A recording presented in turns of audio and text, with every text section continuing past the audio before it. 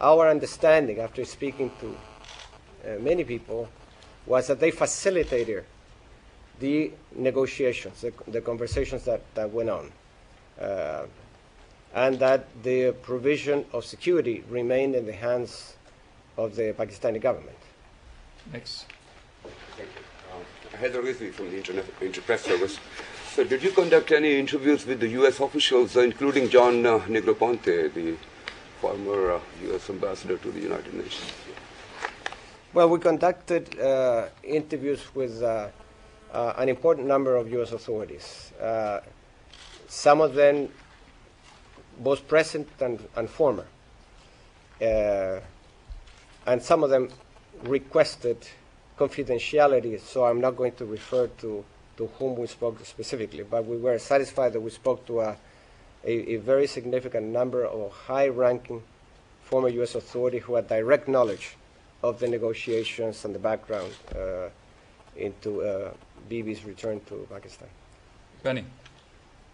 You pointed out two major failures here. One is a failure to protect. The other is a failure to investigate. On the failure to investigate, you say that it was deliberate. You don't make a similar determination, one way or the other, as to the failure to protect. First of all, was the failure to protect deliberate? And secondly, why don't you make a determination one way or the other? Because it is not up to us to make inferences. What we can, Well, make one yes, to the best of our ability, because the criminal investigation, when there is a report 24 hours later, evidently that shows that it's a deliberate action. Because otherwise, the follow-up investigation then serve little or no purpose, since already at the highest level, a culprit has been identified and also a cause of death. In the protection, it is very clear that the warnings were passed on various occasions, and that Ms. Bhutto received also information in this regard from outside Pakistan. Nevertheless, what we have found is that the passing of information was not accompanied by commensurate measures to protect her, particularly given the fact that an assassination attempt had been made against her the very day that she returned in Karachi. That's the bottom line question. That we don't make a judgment in the report. Next. There was a unpopular conspiracy theories in Pakistan, rather a general belief among considerable portion of people in Pakistan that Mr. Zardari himself was to be behind the assassination of Ms. Bhutto. Did you give any credence during the investigation? And I have also a second question for sake of my readers. If you allow me to ask you a question as an ambassador of Chile, that how do you draw a parallels between the assassination of President Allende and Pablo Neruda and the assassination of Benazir Bhutto in context of Chilean military under Pinochet and Pakistan's military under Pervez Musharraf? It's a very difficult second question. The first one is easier. Well, in the course of our inquiry, we ran across numerous versions of who could have been culprit and who could have benefited from Benazir Bhutto's assassination. Some of them were no more than opinions, giving names with no facts behind. And in this particular case, those versions that involved Mr. Zardari and other members of the family simply had no basis, no evidence to be treated as credible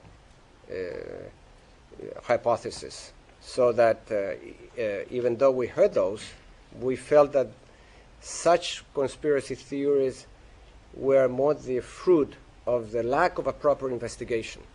And that leads then to speculation and to all kinds of, in some cases, wild theories, because there are many more that we ran across in the course of our inquiry. As regards your second question, frankly, it would be very difficult to draw a parallel.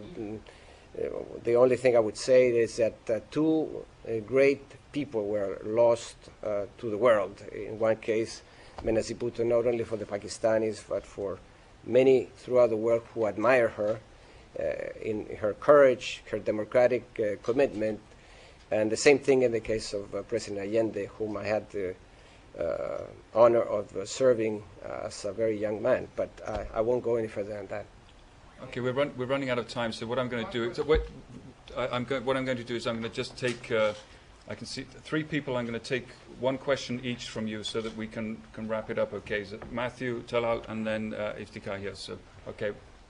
Okay, sure. Ambassador Munoz, you said that you didn't want to discuss, who you interviewed or who you didn't interview.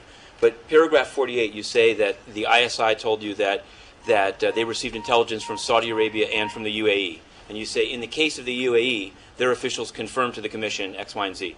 I'd like to know two things just specifically. Given how this is phrased, did you seek to speak with Saudi intelligence chief Mukran bin Abdul Aziz, and did he refuse to? And on the case of Condoleezza Rice, because her spokesman's been quoted saying she does not grant interviews, did you request to speak to Condoleezza Rice, and did she refuse you? And if so, how did this in any way hamper your inquiry? Okay, so let's just grab the other questions, please.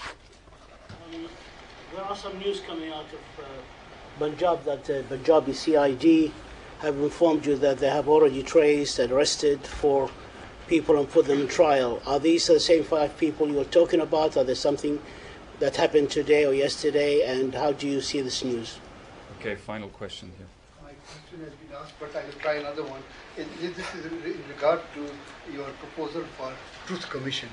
Sir, during your talks with the Pakistani leaders, did you raise this proposal? And if you did, what was the reaction? Okay, as regards the first question, in some cases we sought to interview people that were not made available.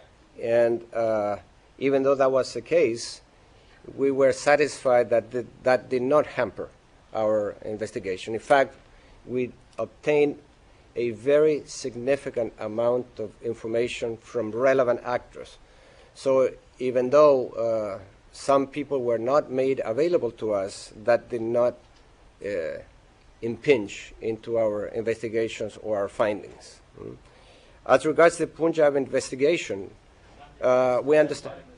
Pardon me? Well, we contacted her, and she said that she was not available. But nevertheless, I must say that we interviewed a series of other people that were able to provide us with information as regards the negotiations and the background that probably she would have.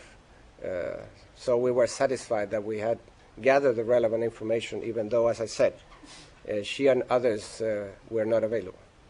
As regards the Punjab investigation, we found out in the same press reports that you're making reference to, and we understand that this is the same Punjab investigation to which we refer in the report. So you will know our opinion about that investigation when you read the relevant paragraphs in the report.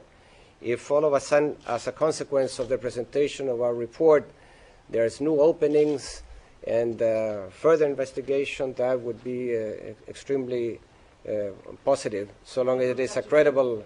Have they contacted you with these?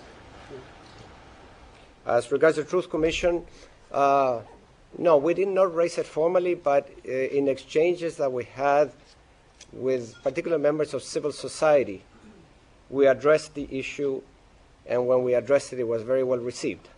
But I cannot say that this was explored, because this is our own conclusion, not a reflection of what the Pakistanis may have wanted.